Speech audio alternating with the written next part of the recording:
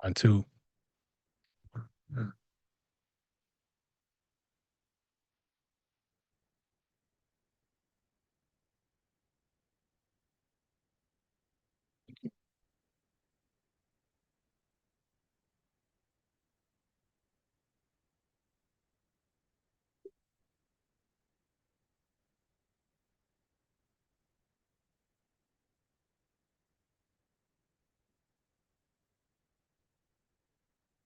Mic check.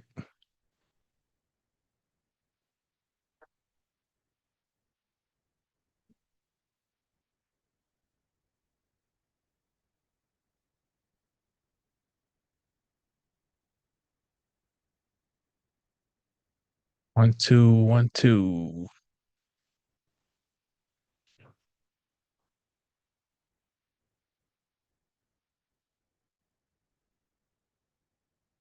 One,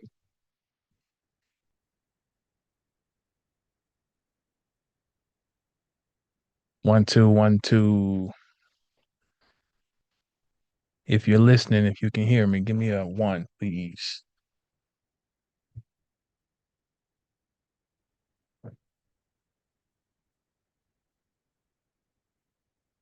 Peace to the world.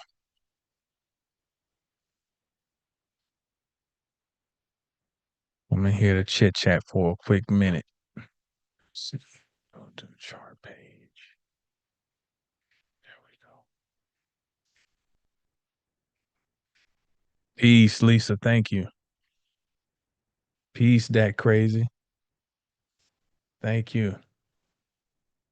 Okay. Yeah. It's out of bounds. Okay, so we'll get rolling. A little brief conversation here.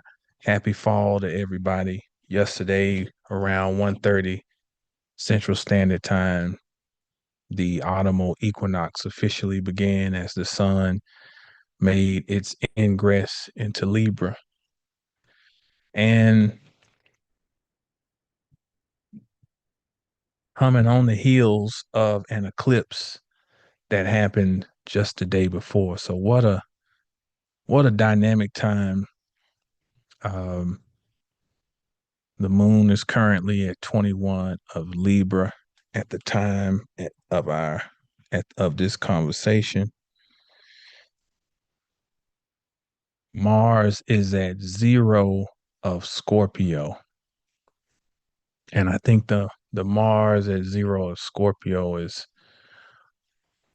I guess, is where I want to begin this, because Mars is in an applying square to Pluto. Now, this saga has been going on since last year. Last year, we were talking about the parade of planets that started their synodic cycle with Pluto. Peace, Venus. Mhm. And Mars was one of them. And, we had the whole saga where, especially with Mars, remember, Mars had its retrograde in Leo, in Cancer. So it went into its debilitation in Cancer. Then it moved into Leo, where it was immediately in an opposition to Pluto, and then moved retrograde back into Cancer. So if you remember, we talked about it was a doozy. And that went all the way up through, let's see, uh, when it was in September when all that started, when Mars moved into Cancer. But at the beginning of the year, we had, I think at one point, Venus was conjunct Pluto, Mercury was conjunct Pluto, and Mars made a conjunction with Pluto, all in February. But if you remember, Venus, peace, black butterfly. Um, but if you remember, it was Venus that completed its cycle with Pluto last year because Venus had its conjunction. And then at the end of 2024, Venus was back in Aquarius and it caught up with Pluto again. So, um, a lot of pressure there around all things Venusian. But as it pertains to Mars, though, Mars is now, because it's the slower of all those other planets that were mentioned. Um, Peace, Danny. Mars had the retrograde, so that slowed it up. So everybody else has moved on, Venus and Mercury and, of course, the sun.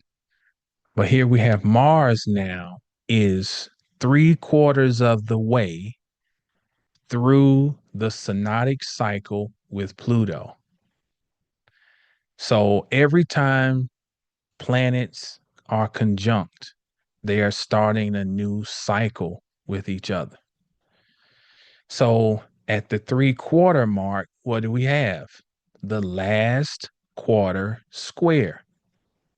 So that means Mars is finishing up um, or moving into the final phase of this particular dance with Pluto. And if we go back to July of 2024. Mars was in an opening square with Pluto, and it was debilitated because Mars was in Taurus. And Mars in Taurus really does present control issues from a different perspective. It's control as in not wanting to relinquish things. It's control as in not knowing when to give up, you know. Peace, Christine, you know. But this Mars in Scorpio is now Mars is in its domicile. It's the traditional ruler of Scorpio. Now, Mars in Scorpio can create, that's why I gave it this title, low vibration affairs. And this is not how it absolutely has to be, but we're just going to deal with the potential challenges. Although Mars is the ruler of Scorpio, too much of anything can be detrimental. And just because a planet is in the sign of its rulership does not always mean that it's positive, right? Just because um oh,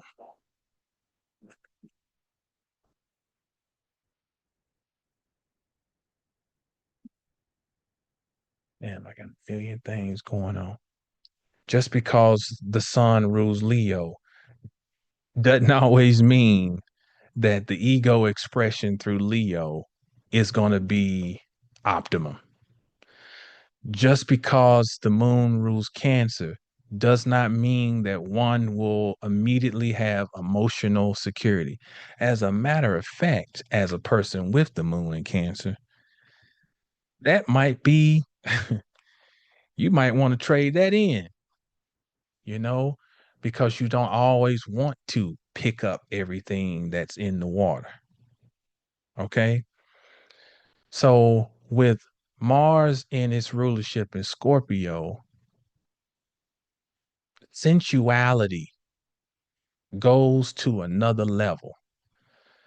Um, Passion is at another level. And Mars is not the same Mars in Scorpio that it is in Aries.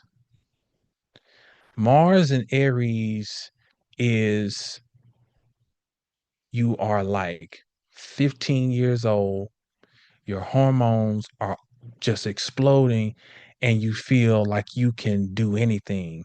You know, you trying to ride a skateboard down a handrail.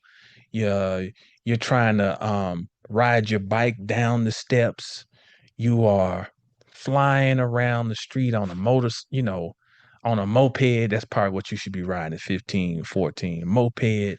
You it's just it's reckless, right?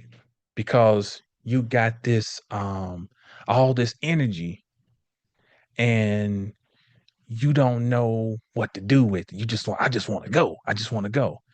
Mars and Scorpio is different. Mars and Scorpio is a seasoned Mars, right? And it is so we're moving to some of the positive. We're gonna merge them. Because one of the positive of the Mars and Scorpio is it's seasoned, it's not trying to waste a whole lot of energy, and it's like a assassin, or it's like a female lion, the lioness. She's the best hunter, right? And she crouches down under the tall grass, and she sees what she wants, and she's slowly approaching, and she's that's Mars and Scorpio. I got to have her. I got to have him.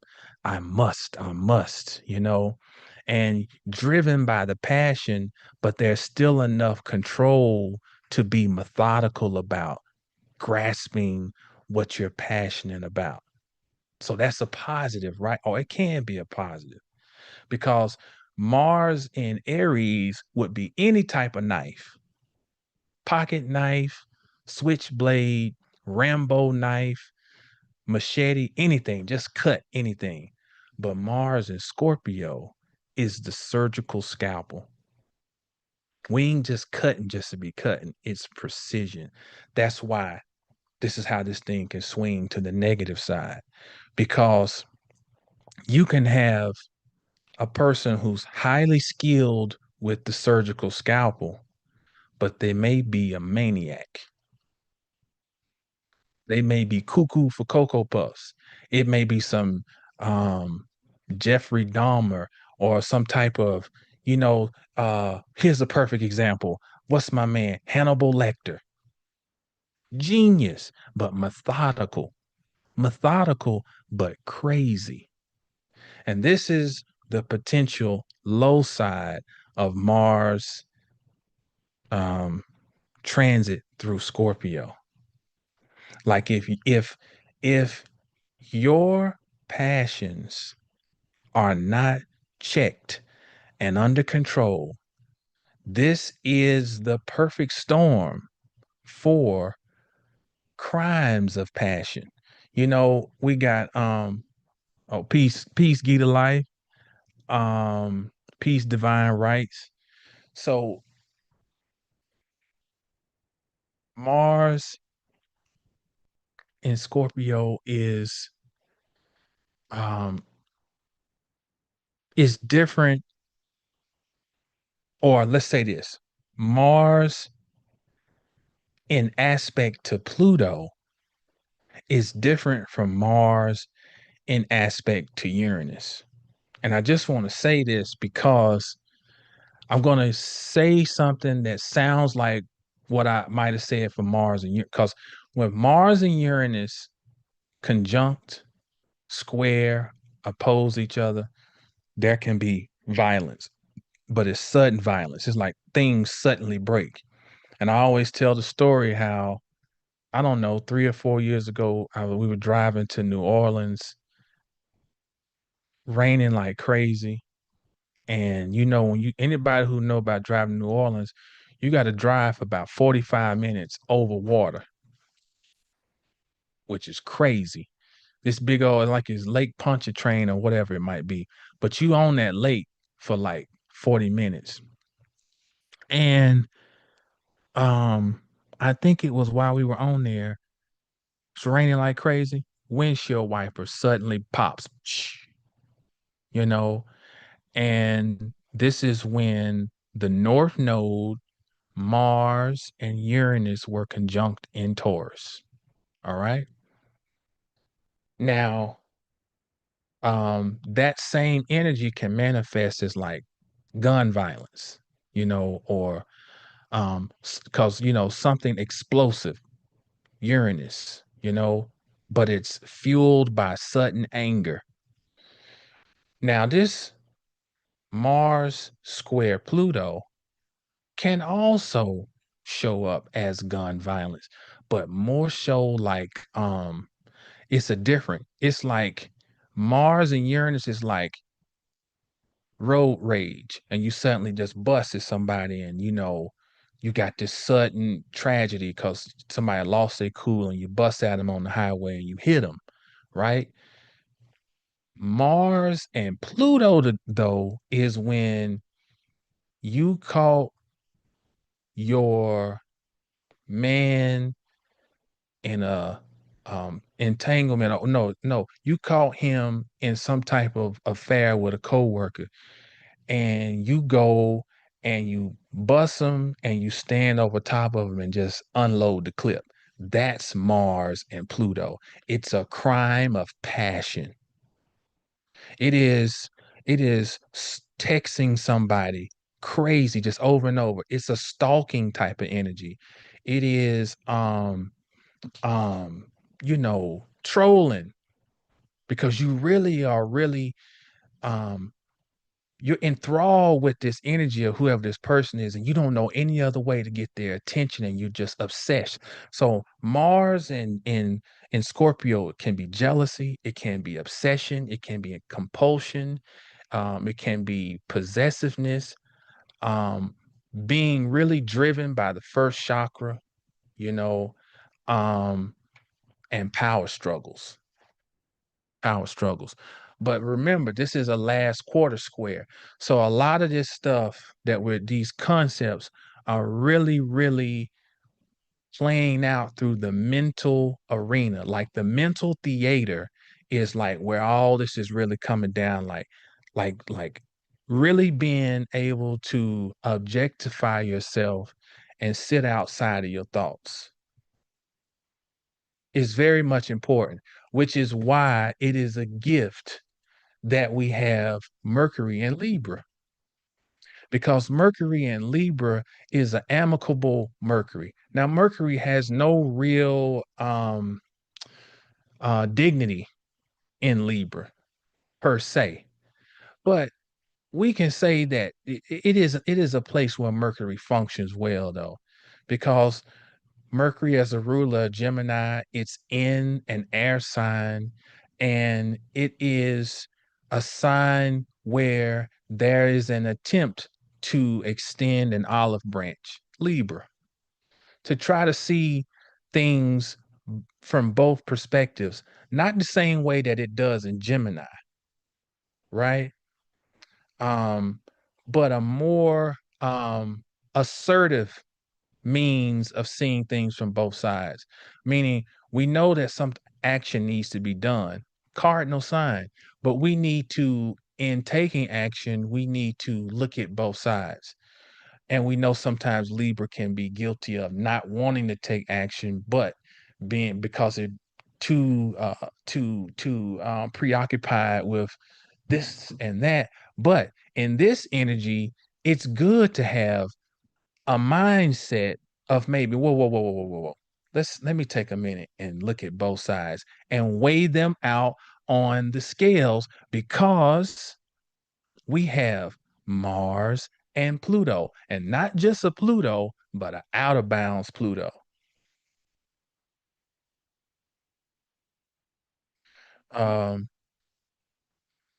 Mars and Pluto, out of bounds Pluto. So we mentioned Uranus. I mentioned Uranus a minute ago.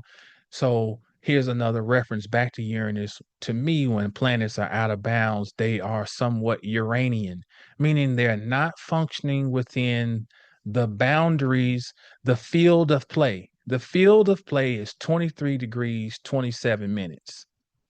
right? And when they're outside of that, they are not playing within the bounds. And so they're just kind of erratic.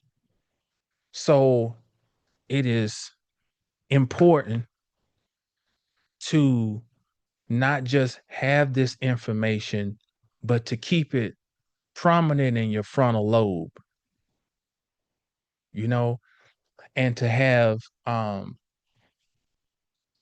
means of checking yourself before you wreck yourself.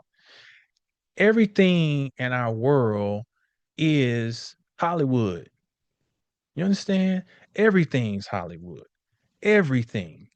And um part of the purpose of the whole world being Hollywood is so that you can wag the dog. Why didn't the dog wag the tail? I know. Why did the tail wag the dog? Because the dog could not wag the tail. You got to understand what that means. Wag the dog means the tail sink the tail in theory and common sense should be under control of the greater body, which is the body of the dog.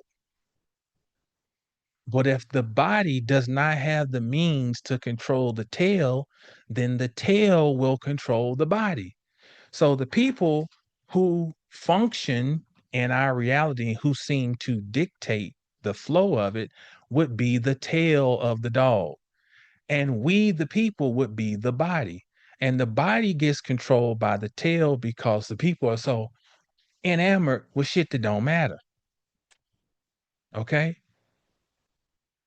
And then the people get caught up in um shit don't matter that leads to crimes of passion. And crime does not mean just you going out here and just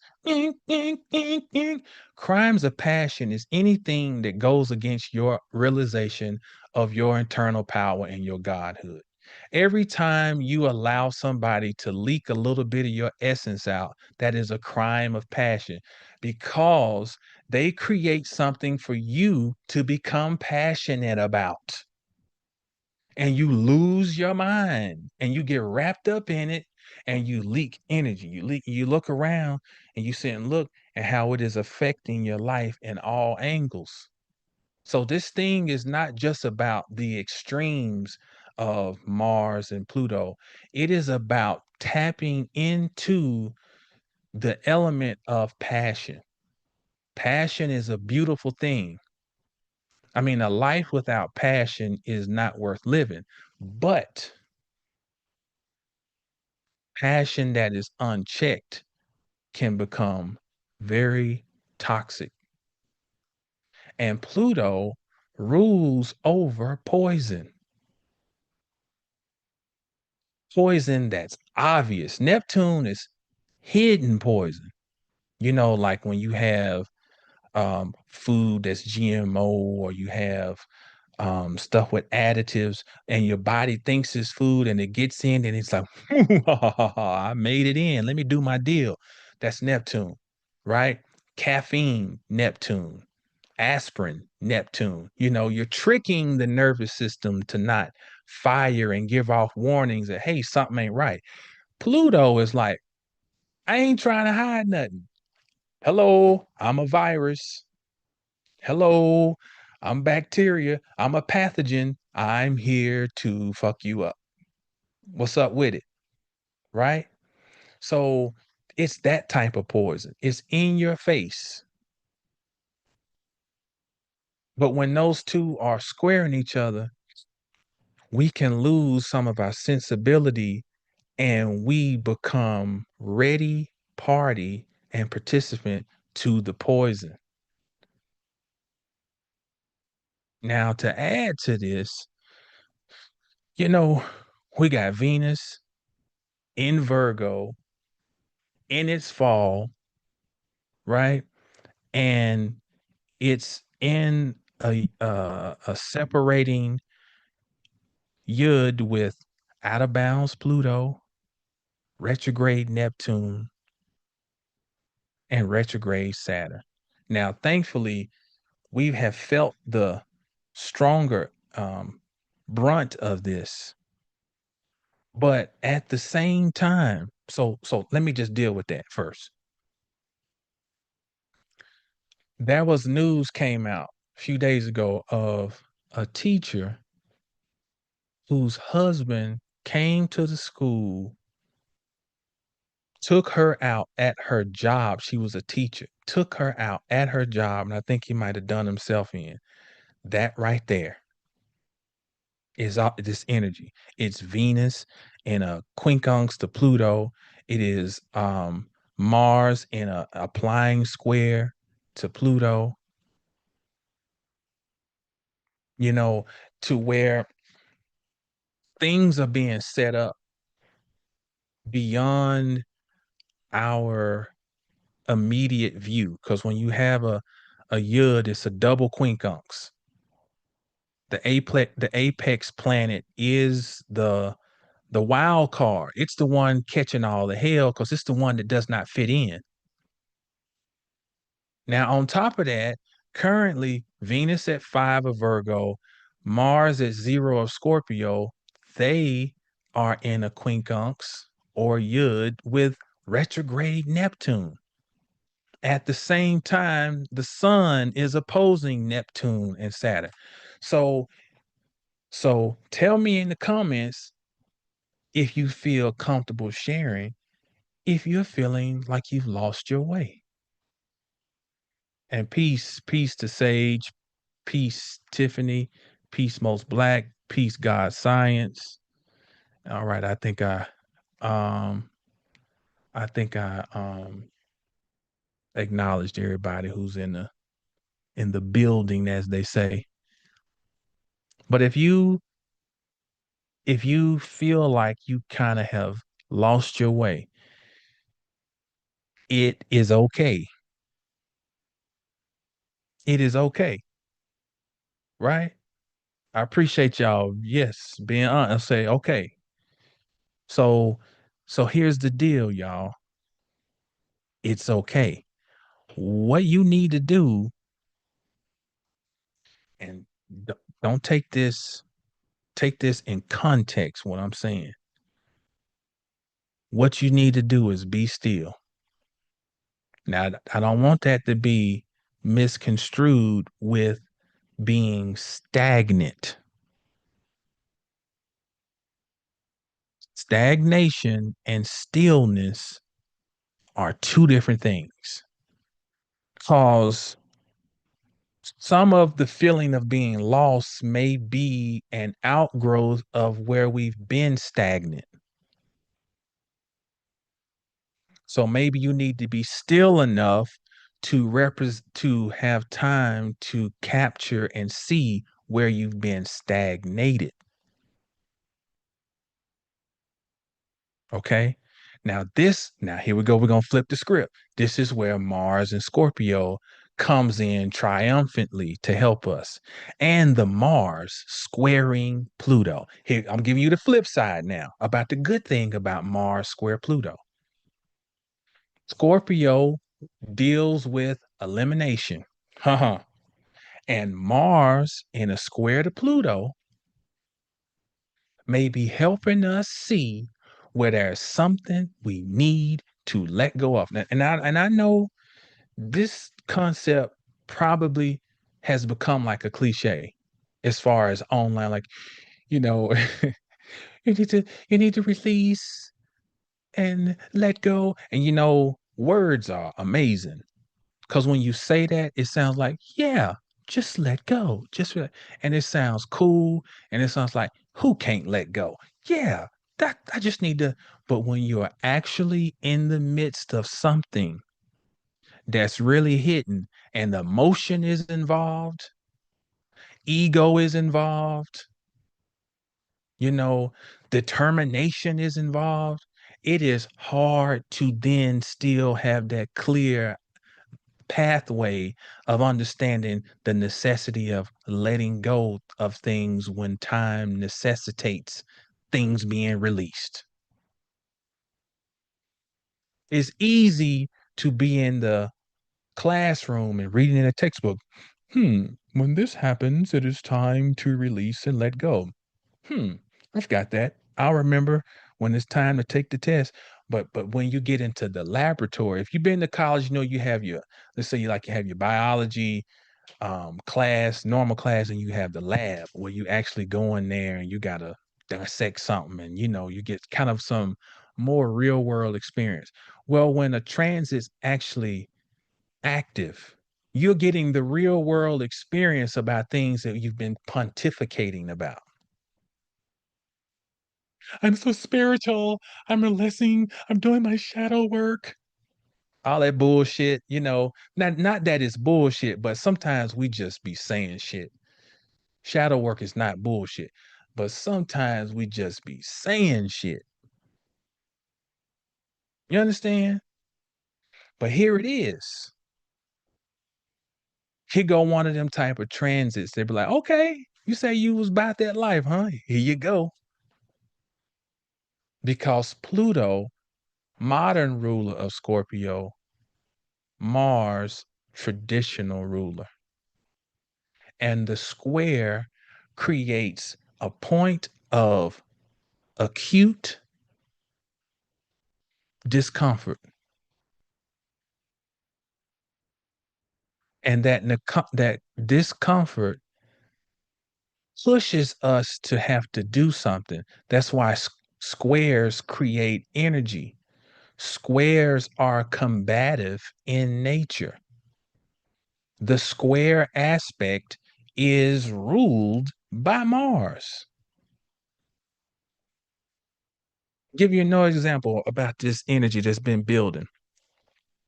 When we learn in astrology the basics, one of the key words associated with Aquarius would be friendship or group association, right? So,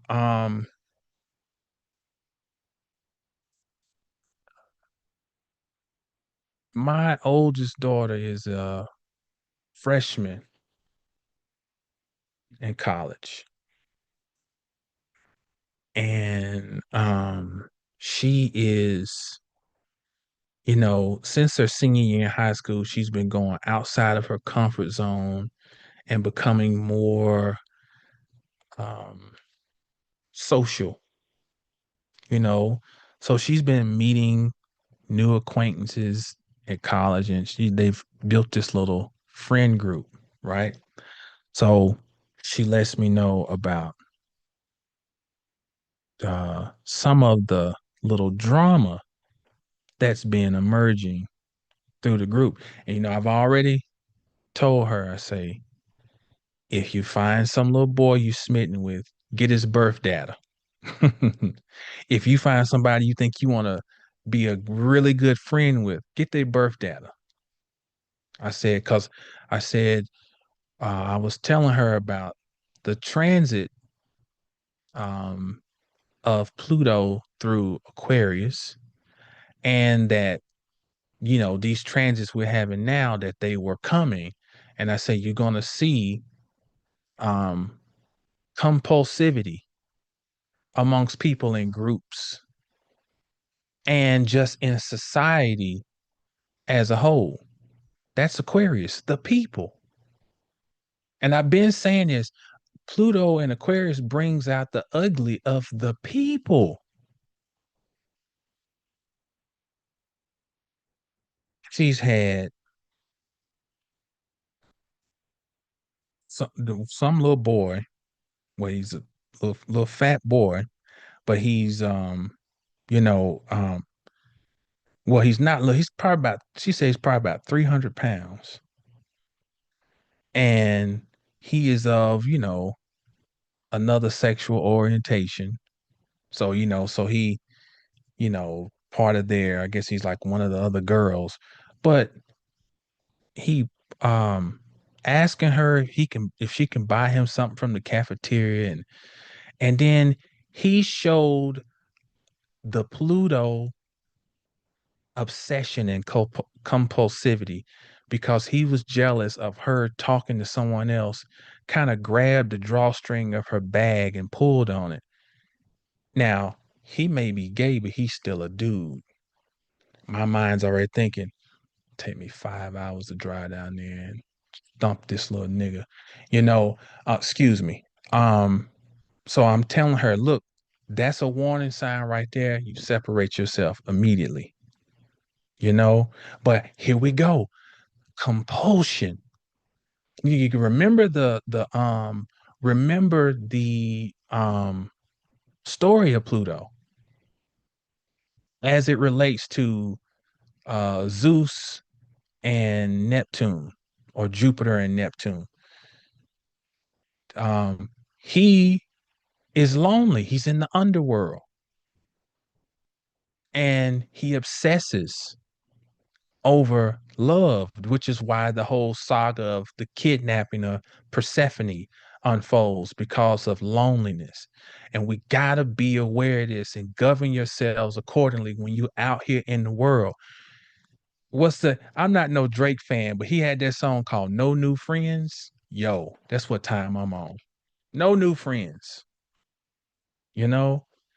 And not to be antisocial, but to be surgical, Scorpio, in your assessment of people's character. See what I'm saying? She just had another instance with another little girl who um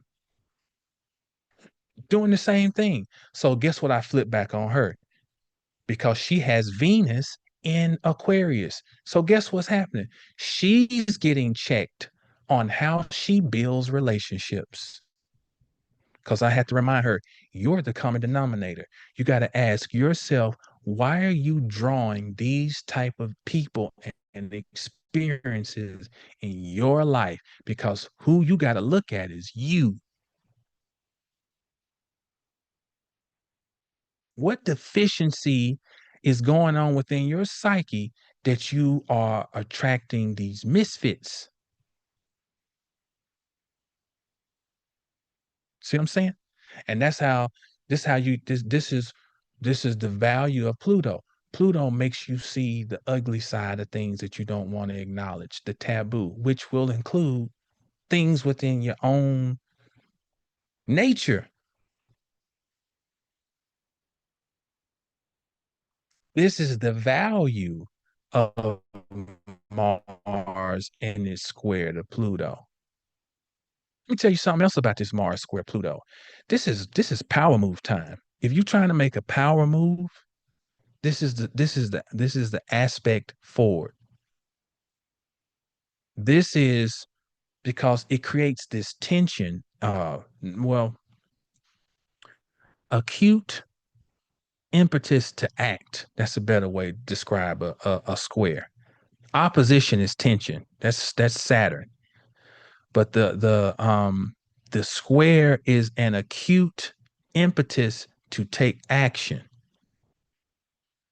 And so when we have these two power giants in conflict, then it can present something emerging to where it can propel you to like leapfrog you,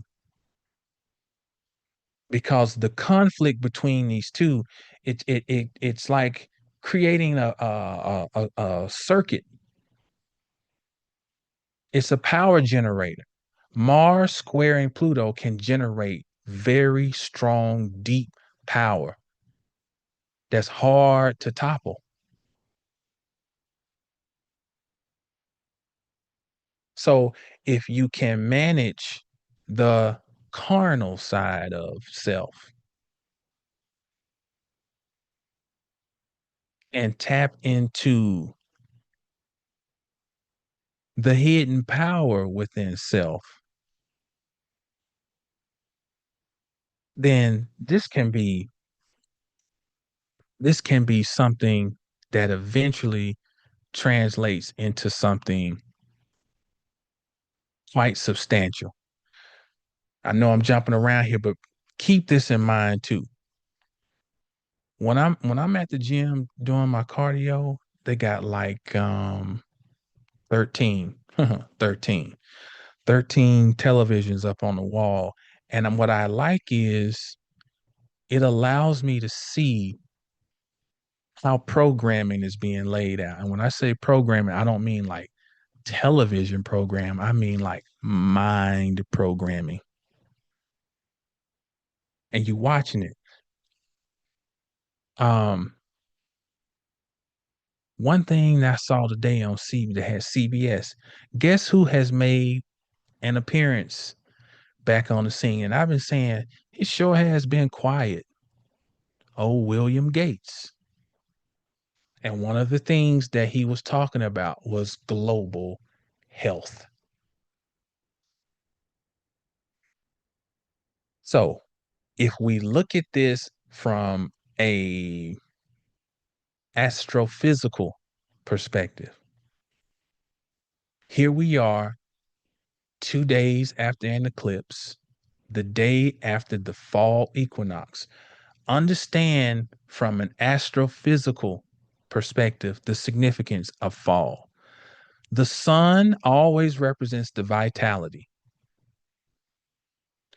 So when the sun goes to its fall, there is this is why this is where the door opens to, we can say, quote unquote flu season, because the sun, which is an agent of vitality, it's falling. It's debilitated in Libra. Here we have the day after the vessel of vitality is in its fall, which means the fall, it's declining. Next day, a Willie G pops up talking about global health. Now, you scientists who tap into my channel, your mind should be ding, ding, ding, ding, ding, ding, already knowing what time it is, right? You've just had this major emotional outpouring, right? Around something that shouldn't even be a discussion, right? You got people still going by such and such, and I'm on this, da da da da. Shouldn't even, you know what I'm saying? But stirs emotion, stirs emotion. And that motion, that emotion creates energy. And then it makes stress hormones, Mars, things like the adrenals, Mars, anger, Mars. Then you have Pluto that deals with viruses, bacteria, microorganisms, pathogens, which are all basically saying the same thing, but you got those two in a square. How does your anger create a deficiency in your immuno response that allows malfactors to enter?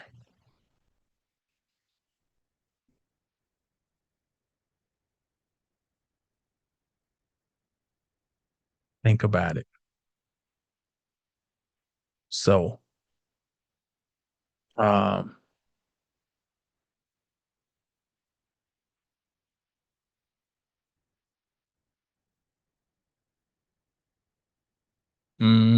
Christine said, don't associate that with you know. I'm gonna highlight this comment because I think this is important. Christine said, it disturbs me greatly to share a sun sign with people like Bill Gates. But the weird part is I understand his evil mind. I think that is what scares me sometimes about myself. Um, Scorpio sun, Aries rising. Don't take on any association with somebody else's expression of a spectrum. Your each sign, and I'm glad you brought it up because this is a little just a little sidebar teaching point. Every sign is a spectrum.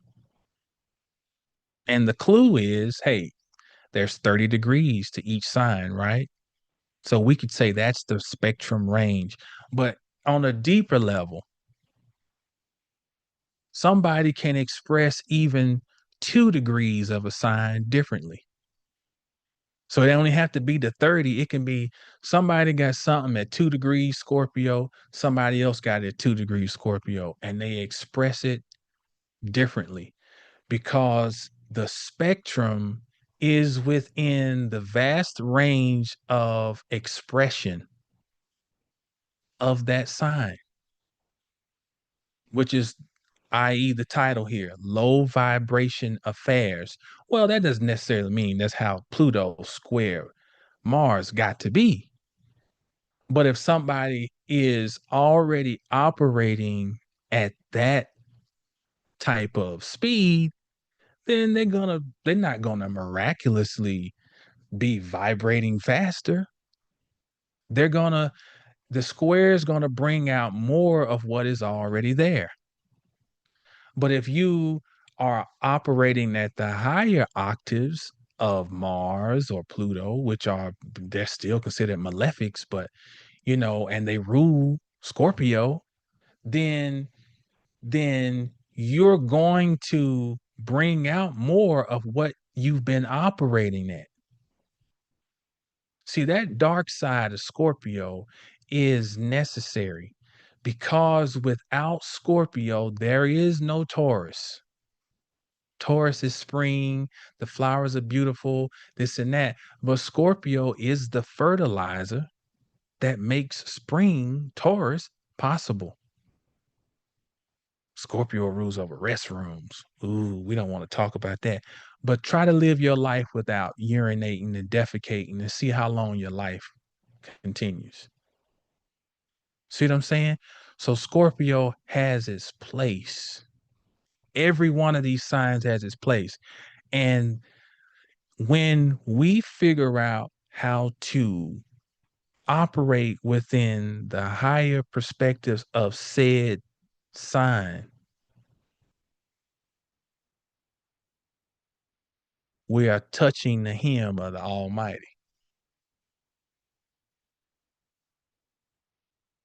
So I know you already know that, but this is just for those, as they say, in the back of the classroom. Um,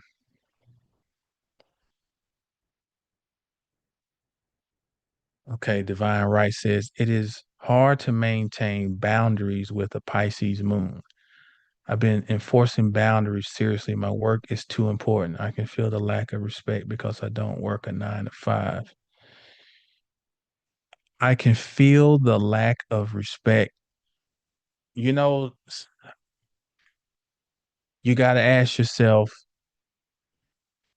if part of that is you not respecting yourself. And especially with Saturn in its retrograde moving back into Pisces. And if you have a Pisces moon, then Saturn, and depending on where that moon is, if that moon's in the last decan, if Saturn is applying to your moon, then you really got to ask yourself if what you are experiencing, how much of it is you feeling that way about yourself, because Saturn contact with the moon can produce uncertainty and self-doubt, worry and fear. Because you got to think the moon is debilitated in Capricorn and Saturn's the ruler of, yeah. Oh yeah, your moon at 24. Yeah, yeah, yeah, yeah, yeah, yeah. Yeah. You got to work that out within you first. That's personal. That's personal. That's Saturn working on you.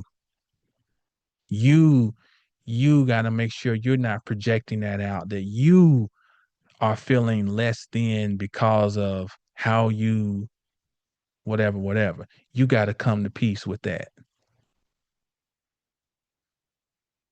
Uh, peace, peace, Victoria. Okay. That's natural. I can't remember but I know you the high class, no cheap, um high class fragrances. Yeah, candles. Um, yes. 19 is an important number too, because 19 is the last time that we had this particular set of eclipses. So I'm glad you brought that up. Everybody go back to September of 2006. September 2006. And or just 2006 period, but think of fall of 2006 and kind of how did life change after the fall of 2006? We all just kind of closed out a 19-year cycle. And so now you can,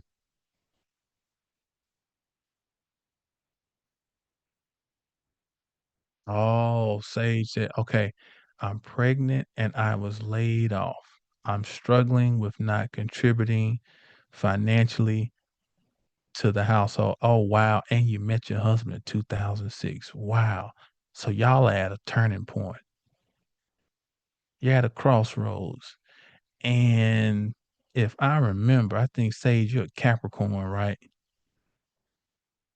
So um a lot of your sense of self-worth is going to be attached to what you can tangibly bring to the table.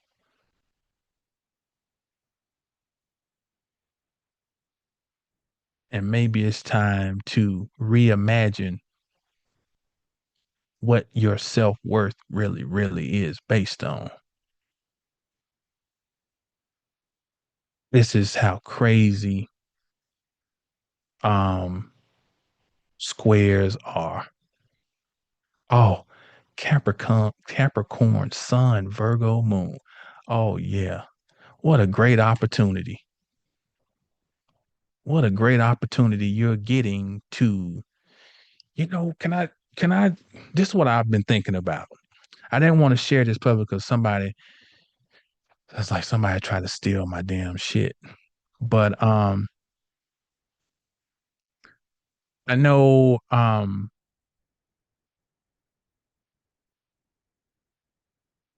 gonna sit on that. I'll come back and bring that up. But I have a thought about some of these type of questions. I have a thought, but I'm on. I've been thinking about something a new something I'm thinking about really starting up, and I'll circle back on that. But to you, Sage, yes, yeah, yeah. It's unfortunate. It's unfortunate. But you are getting an invitation to because that South Node is in Virgo, and that moon in Virgo, you need to feel like you are being of service. You need to feel like you're doing tangible, actionable, visible things that you can see the result of. But Pisces is what we cannot see yet. you know and I'm gonna tell you one thing about the spiritual world is that we gotta reclaim ownership of the word belief. We gotta stop tossing words out the lexicon because they don't sound fly according to the standard jargon. Don't toss that word belief out. Belief will keep you And I'm not trying to do no religious thing here. I'm talking about belief. This is what mythology. See, in farther ancient cultures, the priesthood would understand the true ethos and message behind a mythology. You understand? The masses would be engrossed in the ritual and the actual story of the mythology. But through a connective attachment to the mythos, a belief system would be built that would fortify people in times of trouble. But your priesthood will understand on a deeper psychological level, right? So I always tell this story. My father made the mythology around our name when we were children. Oh, boy, you're a Robinson. Shit, you can do that. You're a Robinson. You're a Robinson. So it's like I had no tangible evidence of the power of Robinson. It's just my daddy said it, and I respected my father and looked up to my father. You understand? So the power of belief, the mythos, got me through a whole lot of things. The mythos. You have to what the Pisces North Node, part of what it's doing is giving us an opportunity to write our own mythology. And the mythology is based on figures that seem they're bigger than 3D life. That's why you had these statues around here. That's how you had these statues. Things like this. Because what they're doing is they're giving you something to project your consciousness onto. The statue has a symbolic meaning.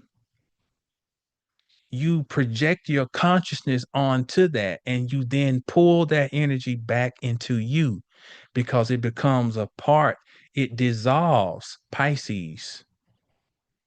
You dissolve that and pull it back into you. Now, this shit just sound like maybe some fly spiritual shit, but the best time to actually put it in play is when you're in a crisis. That's when that's when it becomes real. When we were out there on that road and in that storm and we put on that Roy Ayers, everybody loves the sunshine. Who don't forget whose birthday was 9/9, if I remember correctly. Virgo.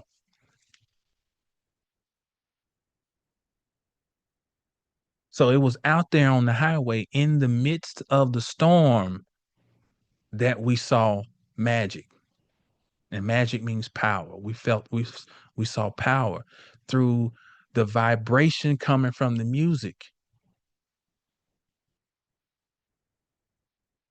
So here's a good time to lean into the other aspect of that Pisces Virgo spectrum or that Pisces Virgo axis and take a moment and imagine the outcome that is to come into fruition.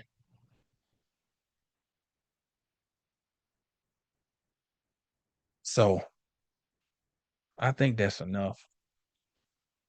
I got to get back to my other duties. Let's see, did I miss anybody else? You're welcome, Sage. Let's see, make sure I ain't missed any other. Let's see, did I get everybody? Kurz and Cosmos, peace. I think I saw Connor in here, peace. You know, And on that note, we're gonna wrap it up. 720astrology.com is a website for readings, coaching.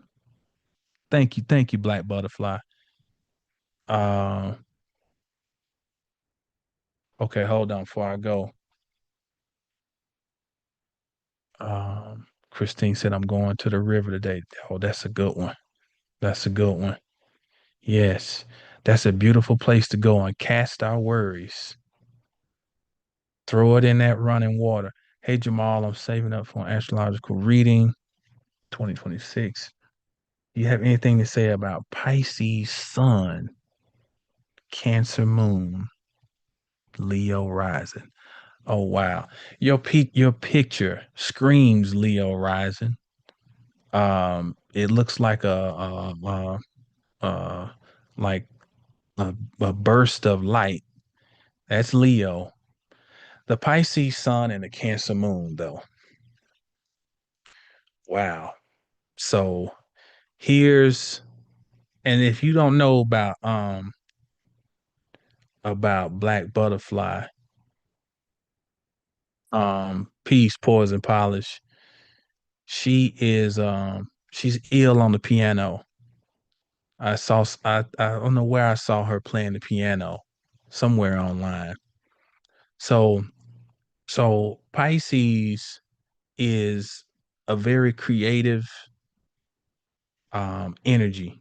Why? Because Pisces is in fusion with everything that is beyond the 3D reality.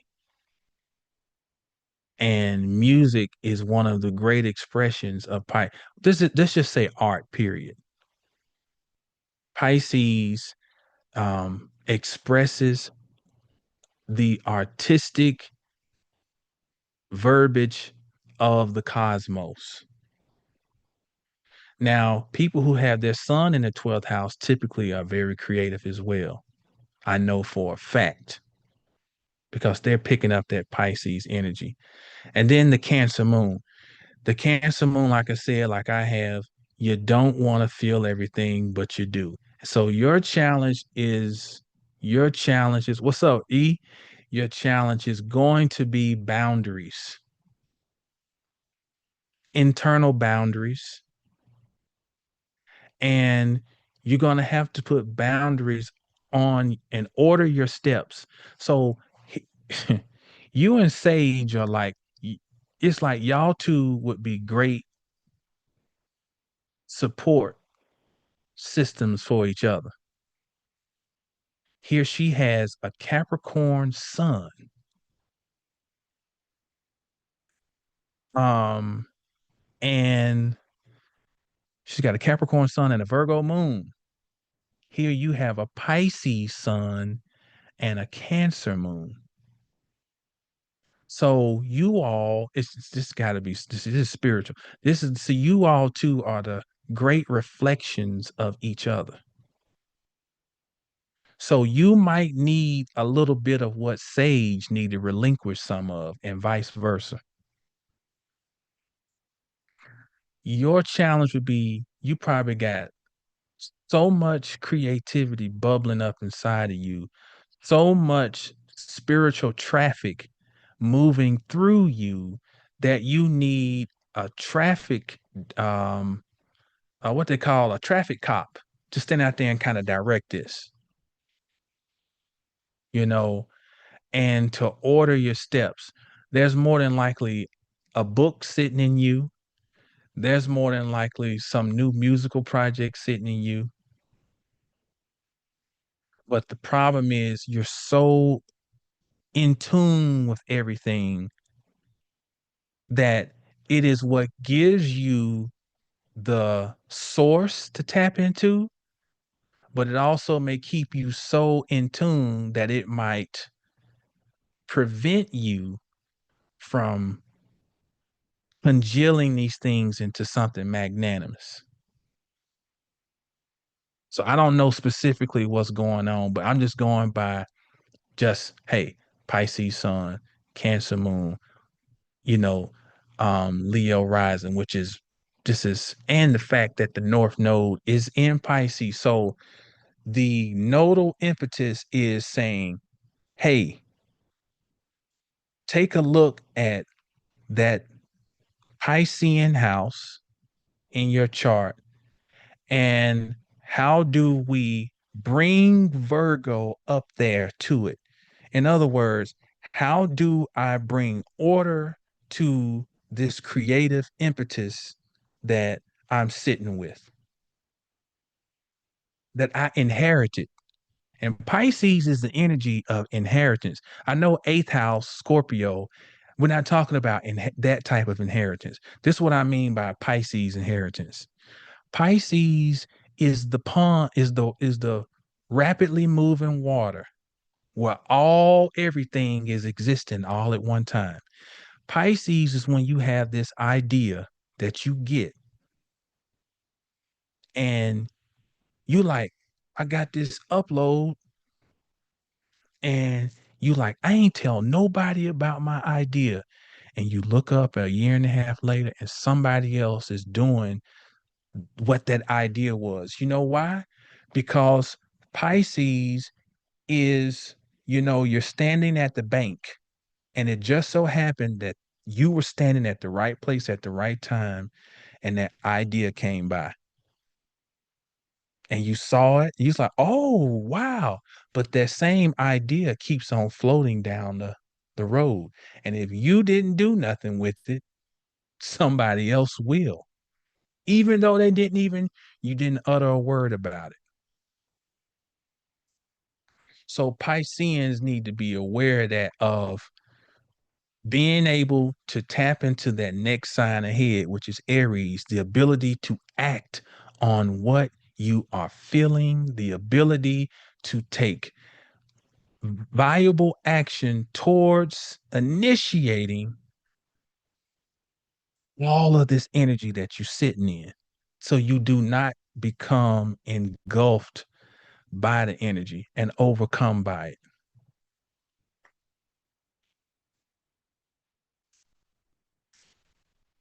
So I hope that I'm just going off, I don't just going off of that little bit of info. But on that note, yeah, I appreciate y'all tuning in. Um, and everybody hold on, stay true to what you know is true.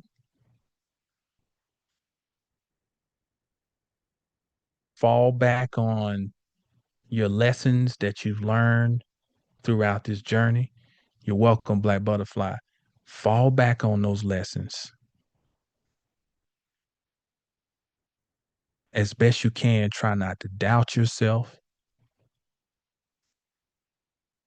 and have the courage to act on what you know you got to act on and the humility to know when, hey, you got to stand down.